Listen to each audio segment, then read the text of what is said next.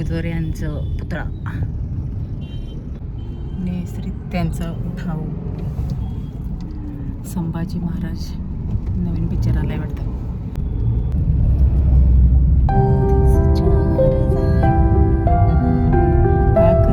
किती सुंदर छान आहे नजारा. पालवी आली झाडांना सगळ्या थंडगार.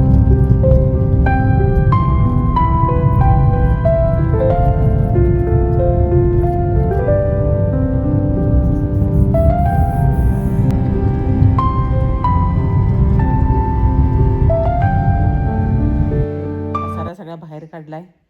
तिकडं काढलेला आहे भांड्याचा रॅक वगैरे सगळं धुवून ठेवायला. मध्ये पाणी टाकले, धुतलेत भिंती. असं मडकं भरलेलं आहे स्वच्छ. जरा साफसफाई झाली की माती निघते. वाळू म्हटल्यावर जरा कोबा मस्तपैकी करून घेणार. रात्री किंवा उद्या सकाळी बघू येतील ते. ही भांडी जी बाहेर होती ती आता बघू कार्यक्रम झाला की आत पॅक त्याच्यावर काहीतरी झाकून जाणार. आणि इथं रॅक काढलेला आहे घासायला. आणि जी कपाटात आहेत ती स्वच्छ आहेत, काही टेन्शन नाही. फक्त उंदरांचा जरा प्रॉब्लेम आहे. भिंती झाल्या की व्यवस्थित होईल असं आहे.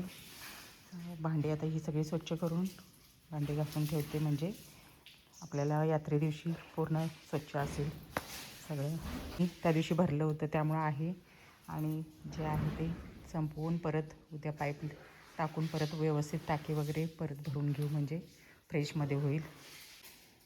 आणि यात्रा असली की हे प्रत्येक वर्षाला आमचं असायचं जुन्या घरात. पण आता एवढ्या वर्षाचा गॅप म्हटल्यावर परत सुरुवात, म्हणजे आपल्याला जे इच्छेला तेवढंच करायचं असं ठरलेलं आहे. जास्त पण नाही, पण तेवढंच करणार.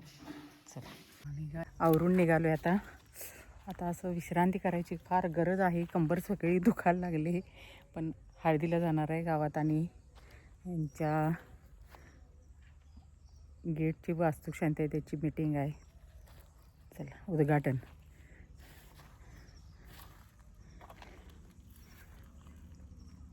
तर असं संध्याकाळचं वातावरण आहे. आजूबाजूचं सुकसुकाट.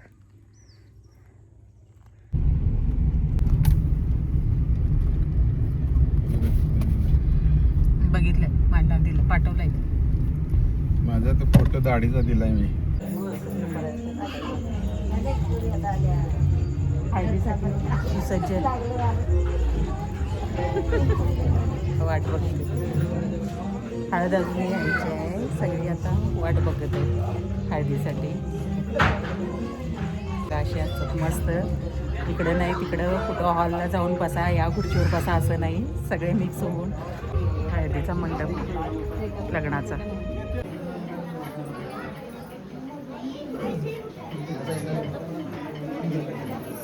आता आत